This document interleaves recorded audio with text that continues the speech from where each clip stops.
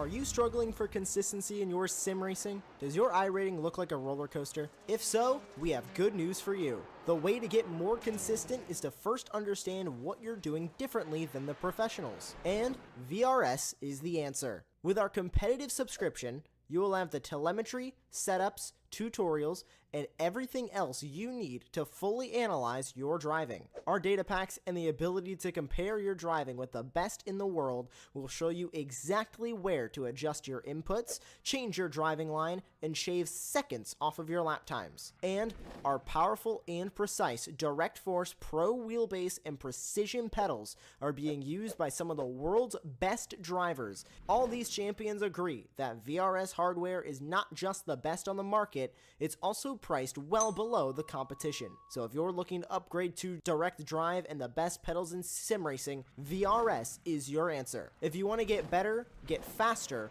and make it happen sooner rather than later, you owe it to yourself to find out why so many people are switching to VRS. You'll be so glad that you did. Visit www.virtualracingschool.com and learn why the best use VRS.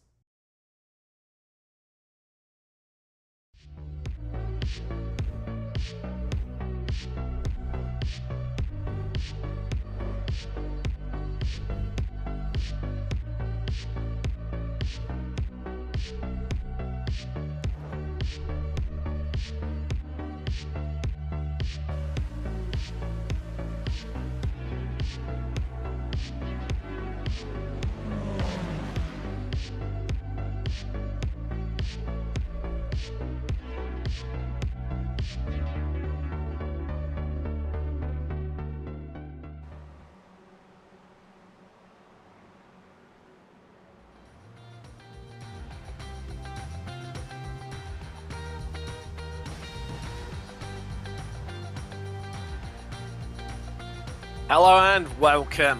And if you were with us earlier, thanks for joining us. If you're just joining us now, then welcome along to the Weekend Warriors, the doubleheader here on Sunday evening, or even Monday morning for some of our viewers, or even Sunday afternoon for some over in the west coast of America, as we head to Phillip Island in Australia, this classic circuit. It's always been great racing whenever we come here. I'm Tim Cox, we've got Josh Wilkie in the virtual production trailer. Charles Bashal joins me, but before I get into grilling Charles about his faults, just take a little look at the championship standings. Of course, after one round, it's effectively the race results. But of course, with additional points up for grabs, that does always throw things into the mix a little bit. Marco Panero leads the way. Well, I just feel like a rabbit or a parrot repeating myself constantly. I've said it for so long over the last few seasons. 10 points advantage over Yangshi Lin, who's back, and he's back with a bang. Looking forward to seeing how he looks on this season. Jason Green in third. They got Favini, Andalo, Word Hansen, Jason Elson, and Dudu Castro. Looking for a bit of redemption season from him. Cross into Spec 2, Ian Gibson leads the way there with a comfortable margin over Josh Justice. Paul Jackson, Phil Berry, and ran out your top four, and then Michelle Faglini, only 5 Spec 2 drivers turning up last week, that's why they're the only ones with points. Now let's get across into Masters, and well, my golly, have we got a stacked field for you this season. Antonio Race leads the way there over Yugmani, Chris Murakami. Names were just synonymous with the top end of Masters. Jim Brewster, of course, grabbed third place in the championship last season. He's there, you know, he's hanging on in there at this stage. Gradwell fifth, Mitchell, Vaccaro, Longin, Love, and Gary Walbot going to round out the top 10 there. Let's get stuck into today. Charles, welcome along. And well, we were talking about this in the build-up. I think it was something like about half a temple, something silly that we had separating the victory last time we visited here. Well, I just can't wait for this one to begin. It's always wild, even by Weekend Warrior standards. Yeah, thanks for having me in, Tim. Yeah, obviously I missed this race last season. But as I was doing the prep today, I was looking at the track and thinking, wow, this is a really open track. I mean, there's really only two, I'd say, would be tight corners, turn 4, turn 10. But the rest of them are just sweeping, you know, long, some elevation change, and it just looks like it's just absolutely suited for these cars. Oh, it is. Oh, it is. Expect to see three wides into turn one, doing corner.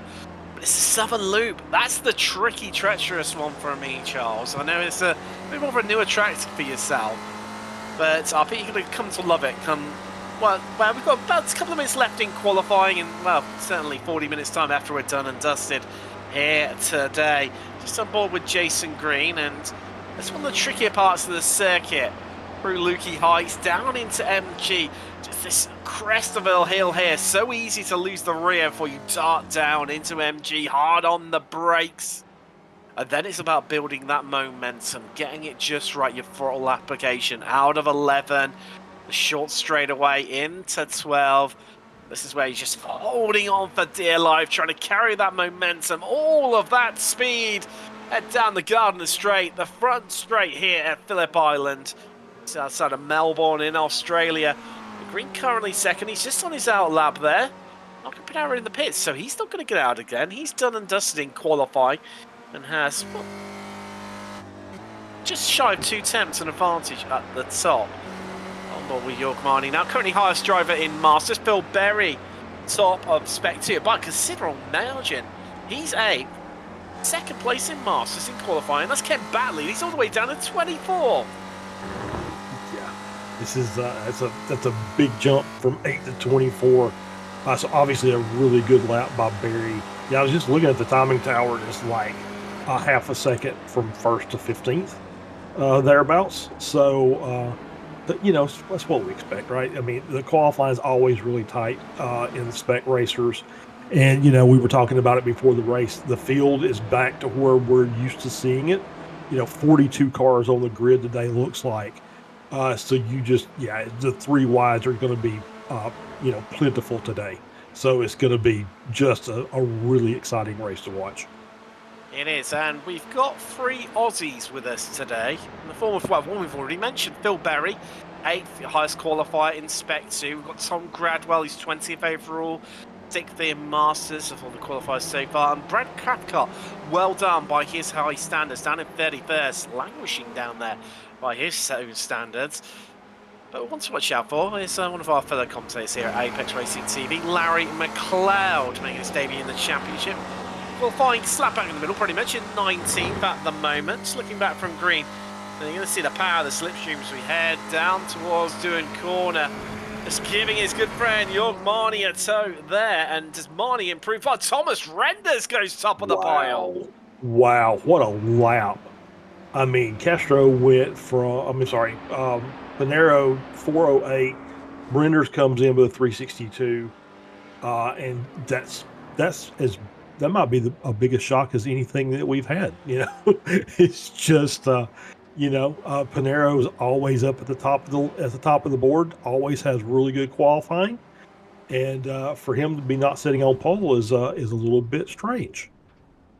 Overstreet improving as well, massively up into 4th. She was around about 10th, roughly, but I do believe that is the first time Thomas Renders has qualified on pole. So congratulations to him, the Flying Dutchman tonight. Let's find out if he can translate that into a victory. His first victory in the Weekend Warriors. Looking forward to that one. But he's got some big names queued up behind him as well. Yangshi Lin pops one in there at the depth to go 3rd. Knocking Marnie down to 4th, and Overstreet and Green down, well, they're going to be sharing row 3. Oh, I'm just looking at the names. I mean, even the likes of Kane Lasky, he's down in 17th. Antonio Racing 16th. Some big names down there. Also, Daniel Sedgley, who, one of your drivers for Olympus Esports. Yeah. That was kind of a shock that I'm over there talking with a couple of the guys in between our races, and as I'm loading into here, I see Dan's name. It's like, you're doing the Spec Racer race? He said, yeah. He said it works out for my schedule, so you know, it might be something I pick up and run the rest of the season, which is great because Dan is a good driver. So, well, I think, you know, once you have a little taste of this, certainly, and this is a great introduction of a track. It is so wild here. We're going to have 3 wides through turn 1, and undoubtedly it's going to be a great run to the line. But as we transition across sessions, now we can bring you up your grid very shortly when it just pops across. There we go. Thomas Renders on pole in the 41 machine, displacing Marco Pinero by half a tenth in the end. Yang Lin and Young Marnie share row 2. Marnie, the highest qualifier in Masters. Then it's Overstreet and Green on row 3. Row 4 is Castro and West. James Walker, good to have him along. He joins Phil Berry, your top qualifier in Spec 2 on row 5, and Serena, your top 10. Row 6 is Jason Perry with Chris Murakami. Row 7, we've got Steve Elson and Jim Brewster. Meanwhile, Jeff Pritchard shows a row with Antonio Race, well down there on row 8. Row 9 is Kane Lasky and Simon Mayer. Those two maybe a bit disappointed by that one. Larry McLeod and Tom Gradwell make up row 10 and round out your top 20. Then we've got Adam Bradshaw and Dan Sedgley, an all-British row 11. Row 12 is Alan McCain. Excuse me, Ken Batley. Then we've got Bruno Conte and Daniel Wood. Well, row 14 is Andrea Favini and Flavio Andalo line up alongside one another. Row 15 and top 30, that's Kurt Nunes and Michael Nelson. Lopez and Cathcart row 16, row 17, that's Gardini and Vaccaro. Stephen Mitchell has Bradford Gould for company on row 18. Row 19, that's Jeff Jameson and Josh Justice. With row 20 and your top 40 being Gianni Longin and Caleb Pocock. Jeff Horniak well off the pace a bit there in 41st. He's alongside newcomer William Zarkowski. Chris Thorpe not setting a time in qualifying. He hasn't headed to the grid, so I do not think he will be joining us. So just the 21 rows here in Weekend Warriors for round 2. Just, hey Charles, just. Yeah. So I was just looking as you're going through the running order there. 25 cars within a second of pole. So just shows you how strong this field is. Normally we would see a couple of Masters drivers, a couple of Spec 2s creeping into the top 10, but no, one Masters, one Spec 2 out of the top 10 runners. Yeah, I mean, it just shows the strength of the field when we talk about the likes of Lasky, Mayer, Murakami, Race, Gradwell not making the top 10. Dan Wood well down as well. Nunez, he's well, I would say languishing by his standards, down in 29. Nelson a bit lower than where we've come to expect. The same with Cathcart, but it shows the power of the slipstream, and that's what catapulted Thomas Renders, you can see there in the 41 machine, to pole for the first time in Weekend Warriors history. Yeah, now it's just going to be see how long he can ride up from the front end of the stick here, because obviously we know Pinero is, every week he comes ready to race and has just fantastic pace. So it's going to be interesting to see if Thomas can stay up at the front, make this great qualifying work for him. I mean, it's a scary... I would be scared. I mean, the names behind him. Pinero, Lynn, Marnie, Overstreet, Green, West, Berry, Murakami, Castro, Walker, Race. That just takes us down to 13. That's 12 big stalwarts. So always seen fighting near the front. Yeah, Kane Lasky, who ran top 5 a lot last season, is in 19th. Yeah. It's crazy, isn't it? But like I say, it just shows how competitive this field is here, and it's getting that qualifying right. It could be treacherous in the midfield, but as we know, you can make up places here, but you've got to be there, right place, right time, as we just come through MG into turn 11. Render's starting to control the pace now as Porsche 911 safety car out of sight. There it is, just entering into the pit lane. And this is all on you, Thomas Renders, to get us underway. Round 2, Season 4 2023 from Phillip Island in Australia. As we exit out of 12, is he going to go early? Yes, he is. Ladies and gentlemen, we're green and we are racing, and he dips back down to the racing line there, bringing Yang Lin along for the ride. Pinero down to 3rd as we all streak away down the start-finish straight, and Lynn could even make a move here as he's starting to lean on Renders a little bit into turn 1. And is everyone going to make it through? Well, in the midfield, well, the front and the midfield looks that way. Is Castro just nudging Overstreet out wide, getting caught out onto the grass nearly. Gets away with it, though. Is everyone making their way through the field? And I think we've got away cleanly. Yeah, it looks like it. Looks like everybody's got off to a good start. You know, it's a little shaken out the first couple of laps. As the tires get up to temp, you know, people are finding what they've got as far as their race ability here. So yes, it's you know, it's just gonna get crazier from here. Well, you say about that. Somebody's up to Antonio Race and Jim Brewster. They've tumbled down the order. So caught up in clearly some sort of midfield melee there. Meanwhile, Lynn leads. Panero's got his way back up into second. Renders down to third. As other than that, Kane Lasky, you said about him starting well down, Charles. He's at 5 spots already into 12. Jeff Pritchard in front of him at 4. So those two clearly working together at this stage of the race.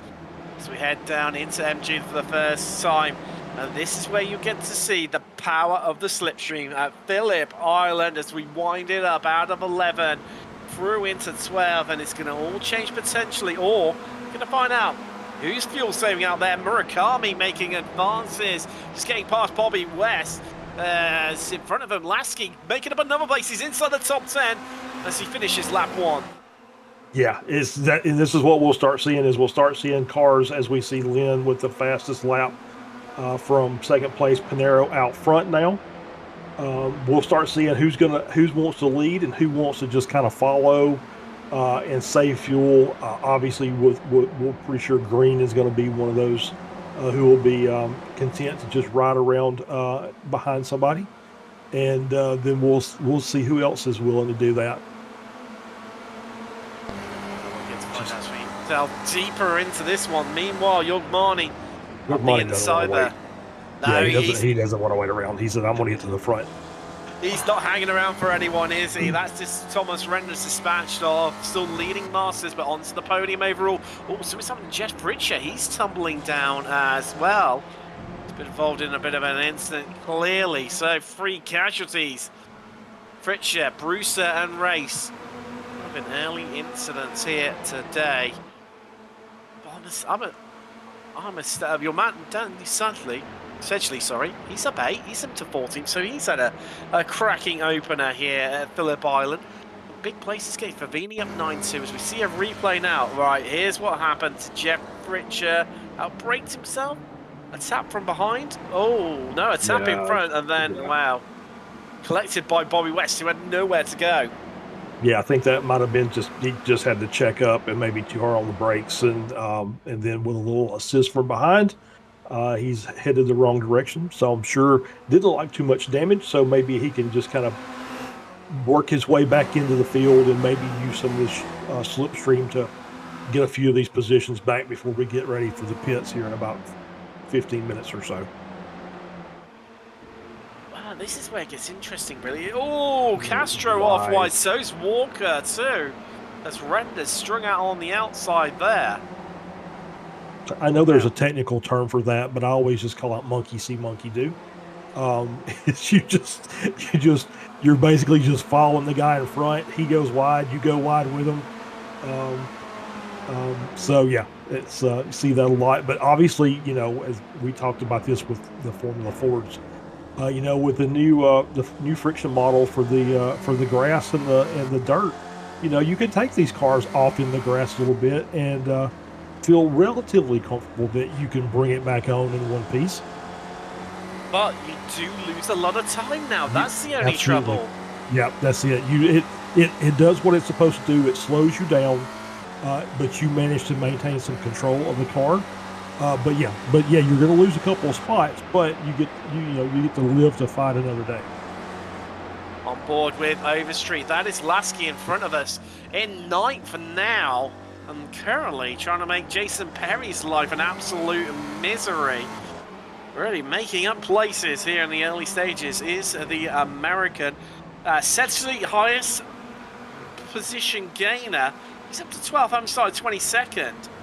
That's up 10 spots, as it is basically nose to tail from Lynn down to Overstreet, and then the second group is Murakami, and it does not stop realistically until Vaccaro, who's in 37th.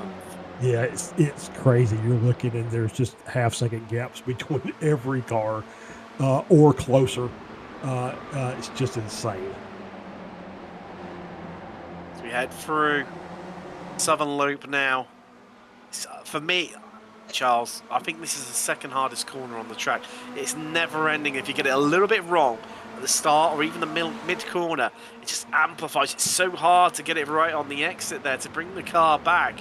As up front, I'm sure I've just spotted Mark. He was on the attack. He couldn't get it done though, but he's going to be slow off the corner. And here comes Yogmani, but he's just blocked off there by the wily old fox that is Marco Pinheiro. Yeah, just, these are names we're used to seeing up front, so it's not really that much of a shock. Obviously, Lynn Charles, is, I'm going to cut across you. I think there's been a big old incident. Ooh. Lopez involved. There's Nelson off. Elson involved too. Wow, there's a few. I think Antonio Reyes caught up in it as well.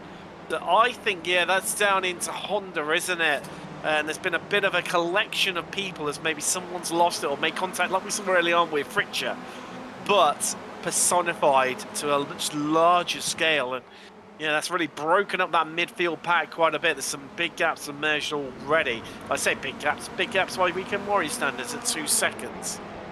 Yeah, exactly. Yeah, that's 2 seconds is a huge gap of time for these races. And that's just one of those, when you're racing front nose to tail like that, and you've got upwards of 20 cars. It just takes one mistake and you're taking out multiple drivers. And so, it probably won't be the last time we see this. We'll see if that's has maybe stretched the gap a little bit, stretched the field out a little bit. Well, let's for here, Maria, that we're going to find out exactly how it all unfolded. As Favini and Pocock into the pit saves Fritcher. Just saw the change for the lead there, though, with Pinheiro, although Lynn going to sneak his way back in front here potentially. But let's take a look at the replay. So Sandboard, Antonio Reyes, it's all happening, I think, already up in front of him. He's going to arrive at the scene of the accident. There you go, there's bumpers. Oh, he was, just caught there. He was trying to thread the needle through the traffic. Wow. Yeah, that was crazy. That was, you come up on that, an incident like that. And it seems like that corner is going to be our trouble spot for this race. I think that's the second time we've seen cars around there. So I probably won't be the last, I'm sure. These drivers race hard from start to finish. So it wouldn't surprise me if there's another car around or two before it's all said and done. Well, that's Luke Nunes into the pits, Longin in front of him. So, they can actually, looking at the clock, Charles, we're 8 minutes into the 40-minute race here. They can make it home on that. So, it's not out of the realms of not having to stop again, but it's against them that, Favini, 30 seconds down. And that's, everyone's, big gaps behind. I mean, Longin's 18 seconds behind Favini or more. So, that's going to be a tough day at the office for those drivers.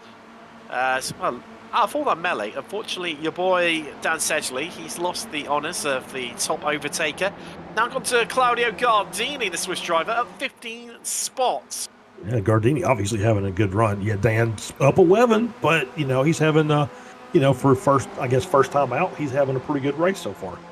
He is indeed, and just spying in front of us, Charles, there in the foreground, Lynn and Pinheiro swapping round once more. As Castro having a bit of a blink there. That's going to be a novering for Thomas Renders. He's just got past, in fact. And Castro just determined not to lose this top three. The last thing he would have wanted whatsoever, looking back for him, that is Renders behind us. He's got Walker, Green, and Lasky tucked behind him. Overstreet just falling off a little bit right now. But still plenty of time to bring that one back. That is for sure. But it's the power of the slipstream, isn't it? If you drop out of this group, that's it. You're in trouble. That's it. Yeah, it's it's basically, it's not oval racing, but it is oval racing, and the draft is so powerful with these cars. You see them running nose to tail. It's almost like the car. I mean, it's almost like the cars are designed to go nose to tail, right? Just the way they're shaped. And so, yeah, Castro obviously is trying to make up. He was running second last week, and just a little pit entry error cost him a chance to win the race. I know he wants to try and make up for that. I mean, it took us a few looks, and even post-race having a bit of a look at it as well, to try and establish just how he managed to do it, because it was such fine margins, wasn't it, that he got caught by? Yeah, it was. He came in behind another car, which is what shocked me, is how it's almost impossible. I would have said impossible before it happened. Almost impossible to come in nose to tail with another car and then and one of you get the pit speeding penalty. So yes, it's odd. On board with Marnie right now. That is Lynn and Panera in front of us. Tucked up behind us is Castro and Renders and Walker and Green. It's top 7 breakaway group right now. They've got about a 3.3 second advantage over Overstreet, who's coming like 8th. He's just made her way past Kane Lasky. Yeah, I think there's a little like a half second. Or sorry, there's a little bit of a gap between Overstreet and Green. I'm trying to just look at my intervals here. So basically we're at 2 groups. Maybe it's Green and Walker is where the gap is. Overstreet spins. This is the trouble, isn't it? Wow, Yeah. She's managed to find a gap there to get it turned around, but look at all the time she's lost, let alone places. Yeah, and she's out of that group now. So, and you see behind her, there's a group of 3 that probably will catch her, but she's coming into the pits now. She just said, you know what, this is as good a time as any to take my pit stop. And she came in hot there. Oh, is that going to be another one who suffers the speeding on pit entry? I do have to wonder. The pit lane here, it's a little bit of like Silverstone on the new version, but in reverse, where you've got that really high pit wall, the track's above you, but then that equals out as you head down the pit lane, but obviously in reverse at Silverstone, where that distance increases towards pit exit. So see our top 2, well, look at this. Look, the animal's coming onto Noah's Ark right now, 2 by 2 as we head down to Honda. Yeah, this is Castro up to P3 now, trying to find his way around Lynn. So yeah, he's on the hunt. He wants to be up there. He wants to be in the front. He wants to win this race. Can he though? I mean, look at the names in that top group that we've got here. Renders will be desperate to try and time that run to perfection. There's Josh Justice into the pits for an early stop. One of the drivers caught up in that earlier melee. He stops on 13 minutes in the 99 machine. So that's what his paint says. It's actually 399 in this series, but we'll let him off. We'll let him off. Yeah. Yeah, I mean, the group that's up front, the top 4 is something you'd normally see those in any race. I think Renders and Walker have done a really good job to hang in there, staying 5th and 6th. Green, once again, we figure he's probably fuel saving, but he'll be up front before it's all said and done, probably.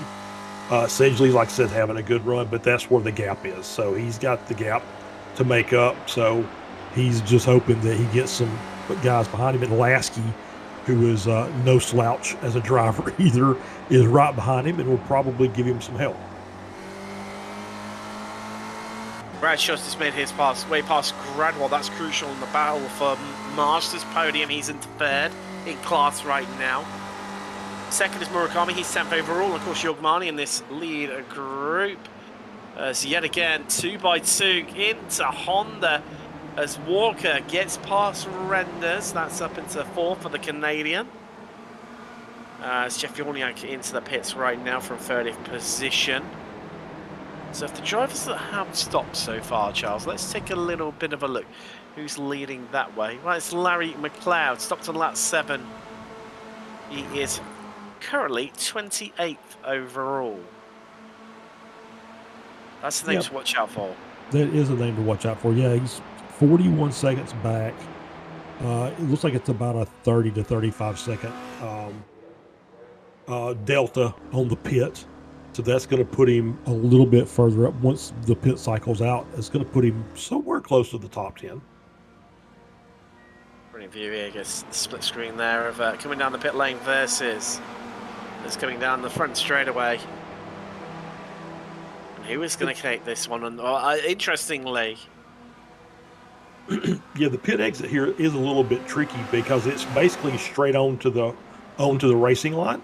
So, so you have to be very careful as you're getting back in there, because when you get these cars, they start fanning out 2 and 3 wide. You could very easily find yourself on the outside of a 4 wide, and you're just coming out of the pits.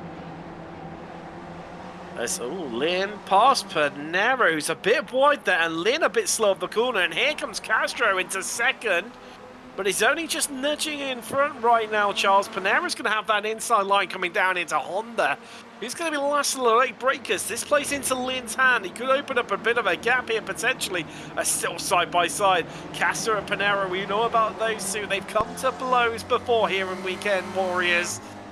Panero, in the end, edges just in front of Duda Castro. Yeah, it's a good battle there. That's, that corner looks like it's it's a good passing opportunity, but it's also a really good opportunity for issues. And so that time through, you could get through 2 wide, and no harm, no foul. As we see Gould exiting the pits. So yeah, those 3 up front, we'll just throw the whole 7 in there. It's anybody's race at this point. So it wouldn't surprise me if any of these 7 cars ended up on the top podium of this, or top step of the podium. No, when it comes down to the last lap, if this lot's still together, it is going to be a roll of the dice as to who gets this. We've seen it before. We will see it again here at Phillip Island. On board with York Marnie just ahead of us. That's Panero going for the lead against Lynn. Marnie backing out of it. He's playing this one safe right now. I get a feeling he's going to try and fuel save this one. Seems to be content. Just, biding his time, staying out of trouble, just keeping his nose in the game. We're currently at 17 minutes. We're fast approaching half race distance here in Australia.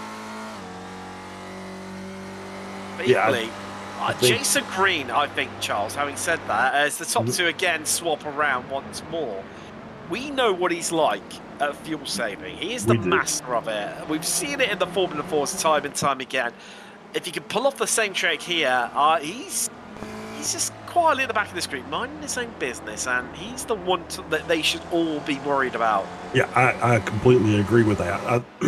And Panero, to an extent, also, I think Panero is maybe less about fuel saving and more about fuel gambling. I think he short fuels quite a bit, and with the thought process being get out front and save from there. But I think Green says, I'm going to save up until we get to the pit stop, and then I'm going to make my pit stop as short as I possibly can, and that's going to get me out to the front of the field. We've seen it before, haven't we, where Panero's ran out of fuel in the closing stages. For me, last season, I do believe it was at Brands Hatch on the Indy circuits. Yeah. Got it very, very wrong, and that's the trouble with those short natured circuits. It's so easy to go 1 lap further than what you anticipate going. Yeah, I think he was a half lap short. Yeah, I think it was a half lap short at Brands Hatch.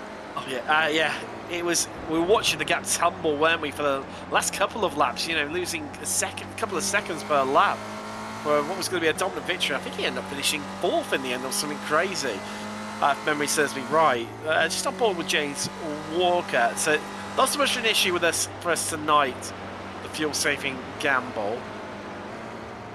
And there you go. You can hear that fuel saving runs it in a bit deeper. We're going to see Thomas Renders appear on our right. No, we're not. He's going to bide his place and sit where he is at this back of this group with Jason Green. And I'm just keeping half an eye on lap times as well for us, Charles, of what Kane Lasky's doing. Currently 8th and leading the charge to try and hunt down this group. Well, bad news is last time around, he was about half a second slower than our leader, Yanji Lin. Yeah, these, yeah. You know, it's just at this point, you got a 5-second gap. It's going to take, once again, I think there's more of an opportunity for them to come back to you than you to get up to them. Did somebody peel off to the pits there? No, maybe not. Okay. Well, Didn't see it. Okay, is that? Come on, Charles, I'll let you finish off your point. No. I'm just saying it's you know, when you get a gap like this, and these guys up front really aren't doing a lot of dicing. I mean, the front two are basically swapping the lead back and forth when they get down into Honda, and then but they just stay in single file line. They're content where they are. It's very hard to make up time when they're doing that, especially when they're running a really good pace. Just having a little look across the chat. Thank you, Aaron Thompson. Love you too. Christian Banker saying 2nd to 7th is fuel saving. Well, I think it's more 3rd to 7th. Lin and Panera are just constantly trading places. Now, interestingly, they're coming up a little bit of traffic. That's Shiani Longin. You might just catch in the distance there.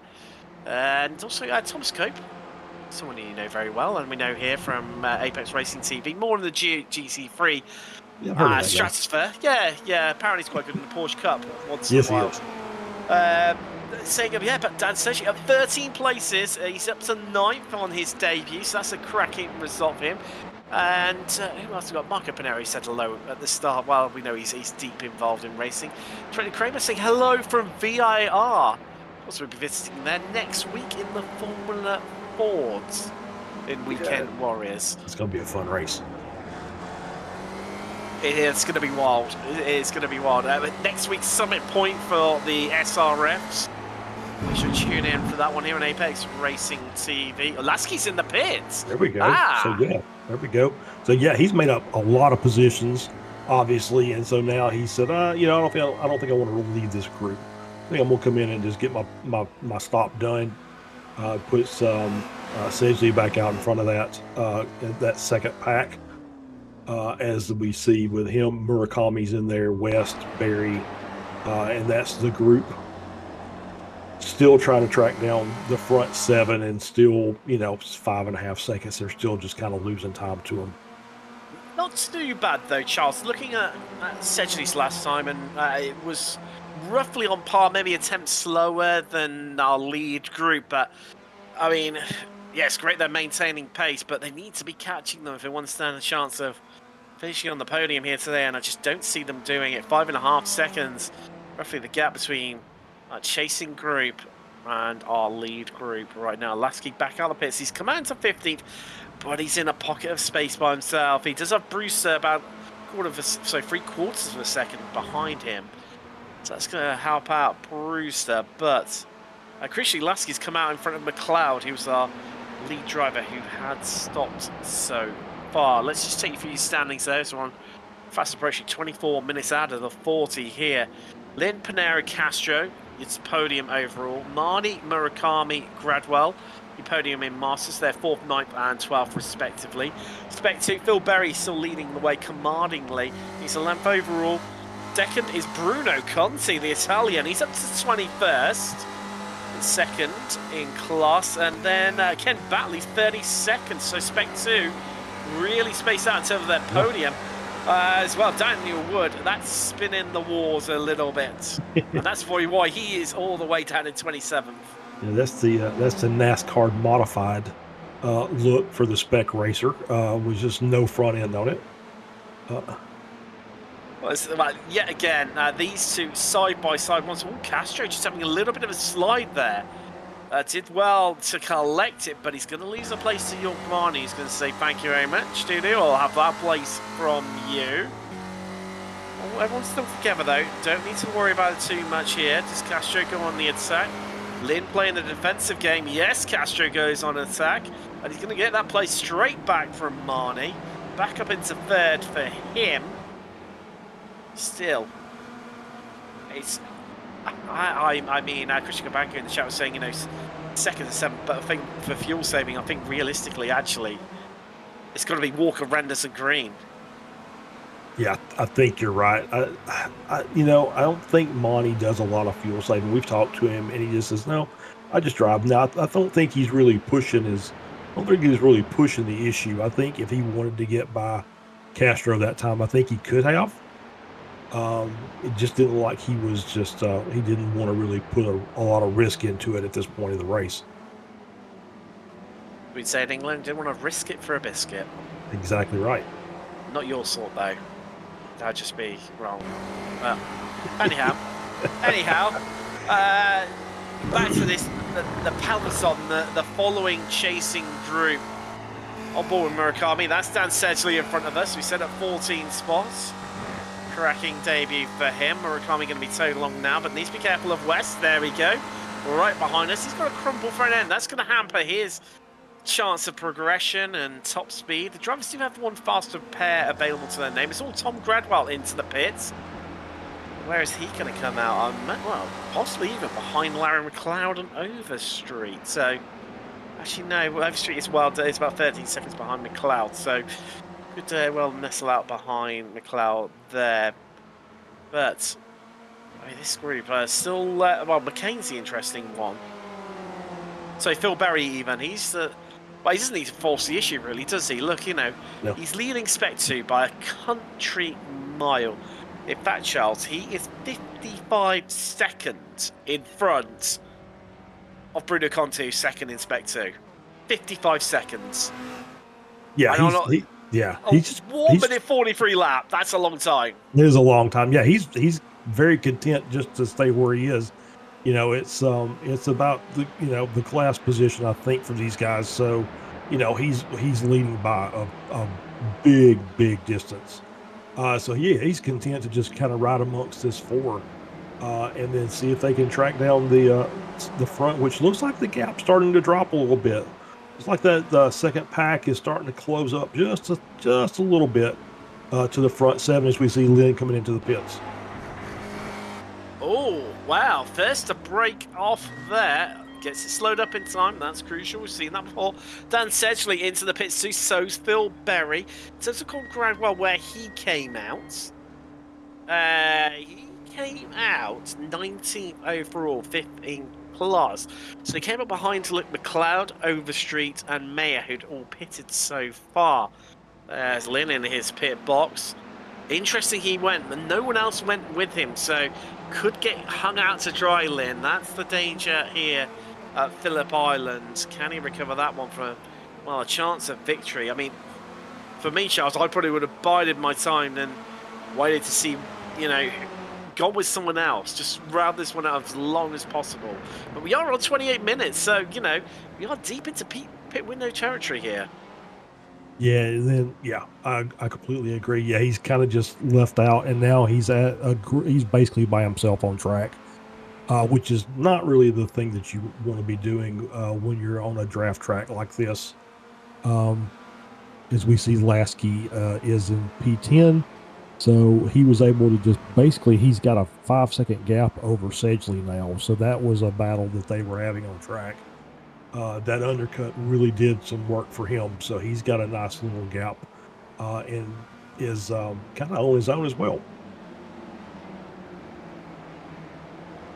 Yes, I see now Panera. Wow, that's hurt him dearly. That's hurt him dearly. Let's take a look at how it all unfolded, Charles. Leading the pack under the pressure there from, well, Castro, Marnie, Walker, Renders all in the pits. Panero's coming too. Jason Green's going along, and he just ran it out too wide. He did. And there we see the gravel trap doing its job, slowing the car down. And of course, the downside is it costs you a lot of time on the track. But you're not in the wall. So, I think that's probably a better thing. But yeah, now he's got some work to do to catch up to that front group. And if anybody can do it, it would be Panero, right? He's generally one of the fastest drivers that we have week in and week out. So well, there goes Castro. So he's going to come out in the lead. Where is Lynn? Keep an eye. There he goes flying past us. So we're on board with young Marnie. Lin is going to slot in front. Well, I questioned it, Yangshi Lin. Had you got it right? Had you made a mistake? You knew what you were doing. And he emerges 1 second in front of Castro. Walker made good progress there. He's up to, well, realistically third on the road in this group. Ooh, Charles. Marnie's lost time. He is 1.8 seconds behind Walker, who could make an attack here on Castro. No, thinks twice about it. Dips back in once again. 9:17 there. Stephen Mitchell trying to stay out of everyone's way. Really broken up this group, but here's Jason Green, your leader, the only driver yet to stop. He's gone longer and deeper than anyone here at Phillip Island. And is he going to come in this time around, or can he stretch it one more time? Let's find out. Yeah, for sure. Let's find out if he's going to come in this time. He is indeed. Got the extra lap from the fuel saving, so that'll help him out on his pit stop time. But yeah, Monty, 2 seconds longer stoppage than the rest of that front group. Extra click of fuel, that's all it's come down to, isn't it, realistically? That's it. Oh, Lid's lost a lot of time, Charles. He's had an incident and he's lost the lead. As we see Jason Green head into the pits. Well, it's all up. It's like nobody wants to lead. Panero has an issue, then Lin has an issue. Castro leads this group, but where is Green? He's heading out of pit road. Where is Castro? Who's going to emerge out in front? Green's got to get up to speed. And who's it going to be? I'm looking in the distance. They're all going to meet at turn 1 pretty much. Lin ahead of Panero, but only just. Green tucks into third behind Castro and Walker. Wow. So, yeah, so it came down to Green coming into the pits, but he was roughly the same pit stoppage time as the rest of the group, minus Monty. So nothing really gained from him coming in a lap later, and probably is a detriment because all these guys had the slipstream to work with on their out lap. Exactly, and that just shows, doesn't it? Wide. Oh, Walker a bit wide there. Can Green take advantage? He needs to, because if Castro gets away, then these two are going to have to really push one another and work together. They're okay, though, for now. But Lin is 1.3 seconds behind in a group of Marnie and Panero behind him. Renders, well, he's fallen by the wayside. Unfortunately, they'll be, well, never say never, but it's not looking like a victory for him after starting on pole position for the first time as Lin shuts the door in Marnie's face there. That was so close. So yeah, obviously they're fighting hard. Monty wants to get around if he can. He wants that spot. He wants to see if he can get back and challenge that front group and see if he can get the overall victory here. Here we go. The final corner, winding it up. Panero harassing Marnie right now. So we head out onto lap 20. Surely this is going to be Panero in front of Marnie, who squeezes him to the inside there, tries to make it 3 wide. Can he dip past Lin? Can Marnie follow him through? As Lin squeezed to the outside there, cleverly by Panero, getting a 2-for-1 deal there. No, Marnie tucks in behind Lin. Group in front of them. Still Castro, Walker and Green in that order. Marnie, as you can imagine, is comfortably leading Masters right now. Gradwell second, he's 14th. Race 18th. That's a good recovery from him because he fell pretty much to the back of the pack. Yeah, for sure. Yeah, it's to get back up into the top 20 is a really good, strong recovery from for Race. And to be on the podium in class as well. It's a cracking one for him. Philip Berry, well, he's looked comfortable all afternoon in terms of Spec 2, 13th overall. And then we have got, well, it was Bruno Conti, wasn't it, before the round of pit stops. It's now Ken Batley, who occupies second in Spec 2. He's all the way down in 26th, though, so 13 places behind. But then Josh Justice, he's climbed 9 spots to now be third in Spec 2. Conti's dropped to 4th in class. Well, I think it's time to buckle in, Charles, because we've got 5 minutes left to go. What's going to be a bit of a wild finish, I could predict here. Especially as whoever's had the lead has fallen by the wayside in the form of Panero and then Lin. But can they close this gap? I mean, they've taken another 10th out of this lead group. Yeah, I mean, it's going to be tough for them. As Walker's just got ahead of Castro. Panero's being closed in by Lynn. He's going to bump draft here. There you go. You feel the bump engage there. I will say this, that the battle with Walker and Castro will help the second group catch back up. The longer you spend side by side, the easier it is for those cars behind to just slowly pull in and make this a much bigger race, as you can visibly see the gap closing. So now it's like a second and a half between Green and Panero. This is ebbing and flowing. Watching on the timing sheets. As Walker launching attack on Castro. They're having a cheeky look at the inside into Honda. Can't get it done though. And you said, Charles, that's just cost them about 2 or 3 tenths. Yeah, every time you do it. Panero's got it down to 9 tenths. If he can just eke out another 10th or so, 2 certainly, then he will be in slipstream range, and then this group are in danger. But I think we've got maybe 2 laps to go.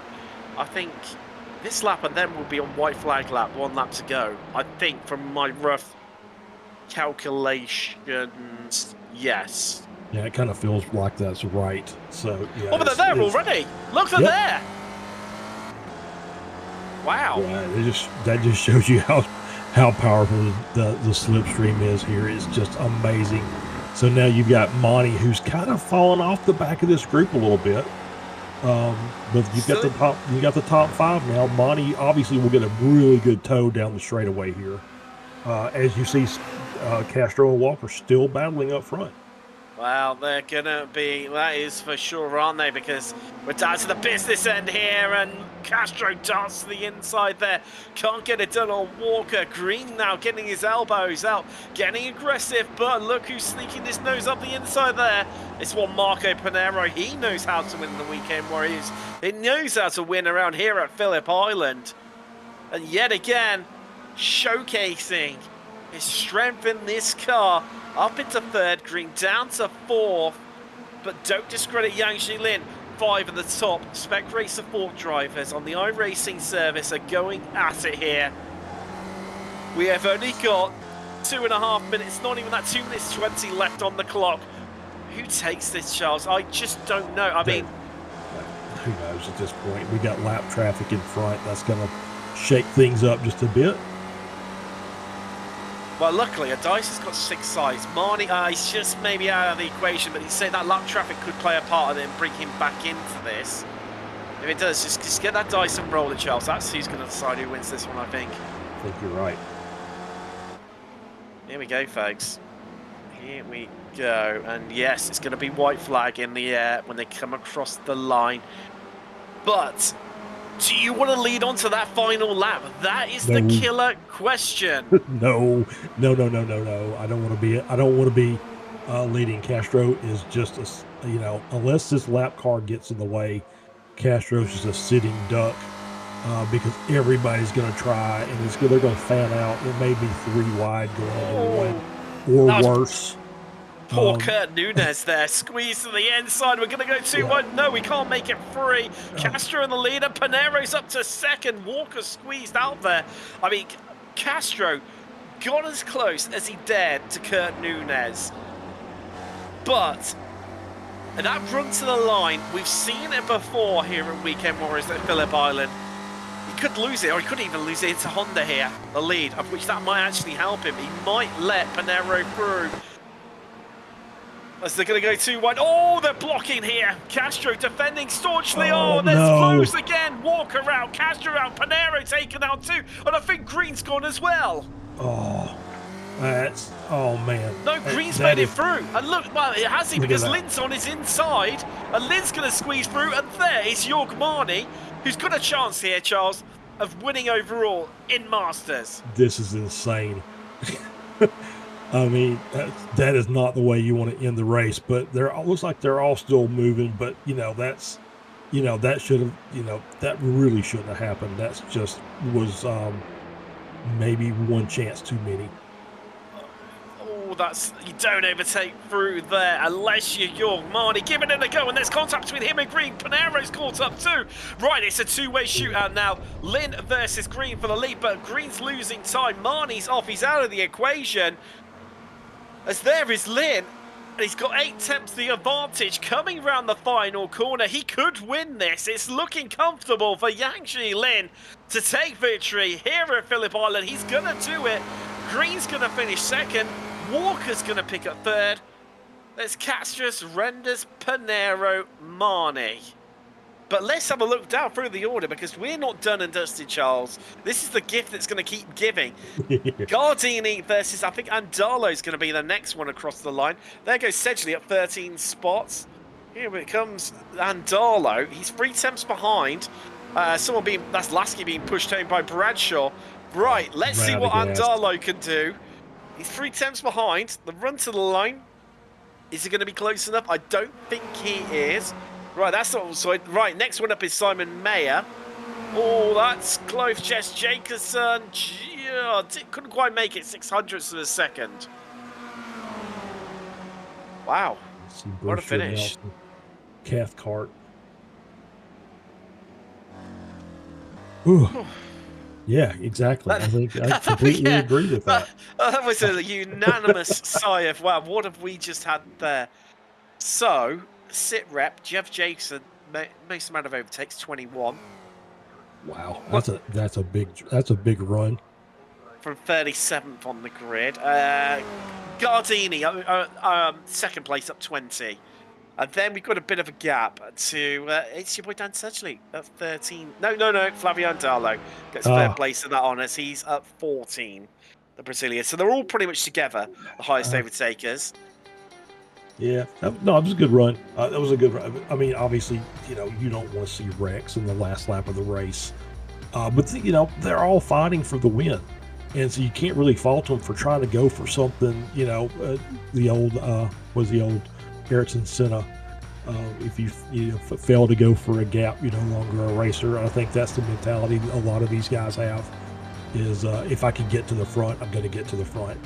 So you hate to see that end that way, but it's very exciting to watch, and then broadcast it. So it's been a fabulous race, and congrats to Yangshi Lin. Obviously, well deserved. In any other race, it would be just, oh yes, Yangshi Lin, he's got the win, because he's Yangshi Lin, and he's obviously a fantastic racer to be up there. Challenging for the lead for most of the race, along with Jason Green, who did a great job as well. Oh, he did indeed. And let's have a quick look through some results before we speak to some of the drivers. I think we all across the line now that we can do so. Yes, we are. That's so qualifying results. There we go. Right, Yangshi Lin, as you mentioned, Charles, winner Jason Green, who I can see is waiting in the wings to have a bit of a chat to us. That's how you do it. Claudio Gardini, that's how you do it, my friend. Jace Walker in the end finishes third. Duna Capstro fourth, Renders fifth, Panero sixth. Yogmani seventh, your winner in Masters. Then it's West, Sedgley, and Larry McLeod sneaking in the top 10 there. Congrats to him, up 9 spots. Overshooting length, Phil Berry, another driver's waiting for us. He's winner in Spec 2, 12 overall. He just looks completely comfortable in that all day. There's Gardini, Andalo, Mayer, Jacobson, Antonio Race, second in Masters, 17th overall. Then it's Dan Wood. Excuse me. And Brad Cathcart. Ooh, Brad Cathcart. Yeah, there we go. Third in Masters. Well done to him. To his home race. Then Brewster running up top 20. Then it's Nelson Ken Batley, who is second in Spec 2. Gradwell, Murakami, McCain, Justice, who's third in Spec 2. Vaccaro, Lasky, who was being pushed over the line. Lopez, who had a big incident, and suppose he's managed to maintain on the last lap, the Iberian. Then one lap down, running at top 30 is Kurt Nunez. Mitchell, Favini, Longin, Horniak, Conti, Bradshaw, one lap down. Zarkowski, 4 laps down into retirement now. Gould we lost on lap 10. Pocock, lap 8. Perry, Elson, and Fritcher on lap 3. And Chris Thorpe did not make the start. Let's have a chat to some of the drivers waiting patiently to us. Let's talk to Jason Green, normally the master of fuel strategy. Didn't quite work out for you today. I mean, it seemed like you're fuel saving the entire race, by the first half of the race, realistically. Yep, yeah, that's pretty much all I was doing. It was kind of difficult to stay focused and concentrated. But I mean, it pretty much worked. What is it? Myself, Yanshi, and Dudu, I think, myself, James, and Dudu, we all kind of nailed the fuel strategy, I think. Were you not tempted to come in with everyone else? You stayed out, went one lap longer than everyone. Mm-hmm. Yeah, I was kind of hoping they would trip over each other a little bit with that big of a group going in, so I just kind of wanted my own run into the pits. Having said that, just walk us through that final lap. I mean, wow. Wow. I pretty much said over Discord that my only shot was for them to crash, and that's exactly what happened. But I didn't realize think I would have a chance to be in the lead going to Siberia. So yeah, it was and then it was a good battle the last couple of corners as well. Monty tripped it a little wide, but I mean it's racing. It was a lot of fun. Definitely is indeed. Congratulations, second place. That's Jason Green. Charles, who you got waiting? Well, we've got our Masters class winner, Jorg Monty. We can bring him in. Jorg, congratulations on the class victory. Obviously, P7, the final result was not really probably what you were looking for, considering you were in that front group up until the last lap. Talk about what happened there. I had actually a good race. I was a bit bored at first because everybody was driving behind, fuel saving all the time. And as you know, I don't like that much, but for once I did it as well, but just not so good. Even my pit stop was kind of good, but then on the last lap I had such a good run out of the what is the named corner? I forgot, doesn't matter anyway. Up to that hill to the fast left-hander, and I was side by side with Jason and almost with Yanshi as well, and I thought I had to try it now. And I just sprayed about 2-3 meters too late, and that cost me almost to wipe out Jason, and I'm sorry for that, Jason. And yeah, but that was it actually. But I had to try it. I had such a good run out of it. Yeah, just, you know, we were talking about it. It's like, it's not how you really want to see the last lap. You want to see that side by side, but you don't want, you know, that big group. You don't want 2 or 3 cars being taken out at the end of the race, because you want everybody to get, you know, to make it thrilling to the finish line. But overall, though, you had a pretty good run. Like you said, a couple mistakes, but generally a good finish for you. Oh, actually, yes. It was a good finish. I like it. I'm happy with it. I have not crushed out anybody except touching Jason there. Sorry again to Jason, and anything else was good. I like it. It was fun. Thanks, Jorg. We appreciate it. Okay, thanks a lot, guys, and good evening. Well, from one winner to another, Phil Berry now joins us. Phil, home race. Lovely. Well, yeah. Sorry. Good morning to you on the opposite side of the world. Or evening for you guys. Yeah. Evening for us. It's Monday morning for you. What a way to start your week, though. Dominant here in Spec 2. I got very lucky. I think it was a nice, once all the initial positions shake themselves out, I was able to stay with that the group just behind Bobby. And I mean, from that point onwards for yourself, I mean, I'm sure they were so far down the order, you probably wouldn't have even spotted them. Ken Batley was second in Spec 2, and he was 23rd. So what, 11 places behind you? Was it just stay out of trouble and just cruise home to victory in class? Pretty much, yeah. You know, I might have finished in top 10 if I hadn't screwed up my pit stop. I got in, and when I went to take off, I got a double click on the mouse, and it started refueling again. Yes, so you were longer in the pits. Yeah, I just spotted that. Yeah, it was just like, oh, what's going on? Oh, well, click again, and then try and take off, and to come out behind Megan, and I was able to hold position there. So managed to stay out of everyone's way and have a clean rate. Well, reasonably clean. I think I had one contact, which was with Chris early in the race. Yeah, I mean, to talk us through that, there were a few big incidents in the midfield. How did you manage to scrape your way through them? It was more luck, and I think that was down at turn 4 where we had someone turn, and I was just I touched the back of Chris, and able to just hold the line, and I somehow got through there. I don't know how. I haven't had a chance to look at the replay yet. I think even then, it's just one of those just hope and pray, and if you make it through, you make it through, don't you? Yeah, pretty much just try and hold it and put your blinkers on and hope you get through. Well, Phil, congratulations. Great start to your week. Happy Monday. Let's Phil Berry, your winner in Spec 2. Thank you very much. See you next week, guys. And Charles, there's 2 left. Thomas Renders and Yang Jilin. Which one do you want? Yeah, I don't know. Let's go with Yangshi because he was leading a lot of that race. I know Thomas was on pole. Might drag them both in here. I'll talk to both of them. It's fine. Yangshi. So race win. Congratulations. A little bit of drama there on the last lap. What did you see? I mean, I had that technical problem during the race, and coming fourth, it's really not the most optimal position. And I feel like had the race go without a crash in the end, I probably will not have a chance at winning. So I was just trying everything, try to make it 3 wide, have a look on the inside of Marco, but he blocked it. I assumed that he got distracted and missed his braking, and he just rear-ended doo-doo. So a little bit unfortunate.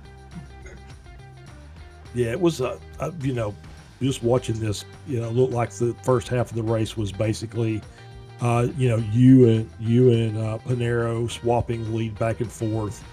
And then the 4 cars behind you guys were just saying, okay, you guys go do that, or 5 cars behind, and we'll sit here and just fuel save for the second half of the race. So, but it made for, like I said, a very exciting finish to the race. Yeah, that's true. I mean, I actually, I don't know. I mean, I'm trying to win the league championship for once. At least I try to. So, I keep exchanging lead with Marco because I want to lead most laps in this race. Then we'll have 4 bonus points. Then, I mean, every time I overtake Marco, then I'm just starting to lift because I know he will say fuel. So I just lift early too to slow the pack in general down. And, I mean, honestly, I was ahead of everyone after the pit cycle, but I don't know. This is the second time that it has happened to me recently. Is that my wheel is turned off middle of the corner for like a few seconds. Then it comes back. Like I was about to enter the hairpin, and the wheel just suddenly doesn't respond, and the car just went straight. Oh, so wow. Likely, I had my steering back like after a few seconds, but then I was in 5th by then. But yeah, I just say I got really lucky today to get a win in the end. Well, sometimes that racing luck is helpful, and all those bonus points are going to help you at the end of the season for sure. Yep, and also I have Mr. James Walker helping me today. I deployed him to slow Doodoo down a little bit for me at the end of the race after my hardware issues. Yeah, I hear you. Well, congratulations on the win, Yoshi. Thank you very much. All right. Well, with the final words today, Thomas Renders joins us. First pole position in Weekend Warriors. Congratulations, my friend. Thank you. I was so over the moon by that. I didn't even expect it because I thought I was doing a slow lap over there. But yeah, just massive thanks to the train of Jason Green and Jörg Mani and everybody who was in that same train. So they really helped me out today. I mean, we won't lie, in the commentary booth, it caught us completely unawares as to where that suddenly just popped up, because normally in the qualifying, doesn't tend to improve the times too much, but then all of a sudden you were up there. I mean, just talk us through the race, and I mean, wow, a turbulent race for you. I know you lost a few places to start off with, but then with all that was happening in the last few laps, did you feel like, do you know what, maybe there's a chance here for a decent finish? Yeah, definitely. I always knew I'm not the fastest guy in the lead group, but yeah, I mean, it is a slipstream circuit, and I tend to be good at this kind of strategic games. But yeah, today I just took too much fuel, and that cost me the connection to the lead group after the pit stops. But yeah, I mean, there's always a chance that they go battling and go slower and maybe connect again. But yeah, that didn't happen, sadly enough. But yeah, I managed to take advantage of some of the mistakes they made in the last lap. So in the end, P5 instead of P7. So I'm just very happy. It's the best result as well for me in the Weekend Warriors. I thought it was as well. So I think on that, congratulations, Thomas, and well, pole and 5th place overall. And well, we'll see you in a week's time, undoubtedly. Definitely you will. Good luck for then. Well, that's all we've got time for here, so we're well into overtime, and our producer Josh will be murdering me after this for it. But I've been Tim Cox with Charles Bashal and Josh Wilkie. Thank you very much for joining us. We'll see you in a week's time when we'll be at VIR for the Formula Fords. And we will be at Summit Point for the SRFs. And well, if you want to sum up these words, I think Christian Kabanka's done it perfectly in the chat. That was peak chaos. Thanks very much for joining us. Good night.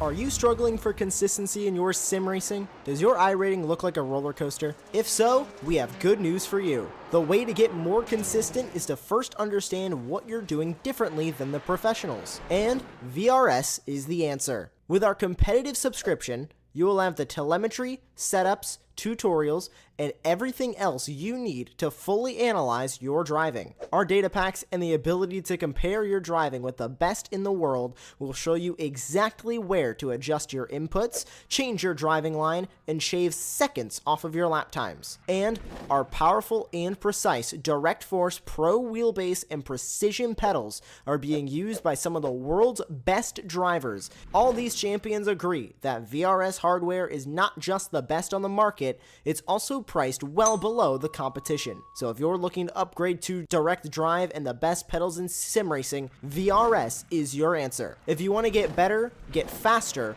and make it happen sooner rather than later, you owe it to yourself to find out why so many people are switching to VRS. You'll be so glad that you did. Visit www.virtualracingschool.com and learn why the best use VRS.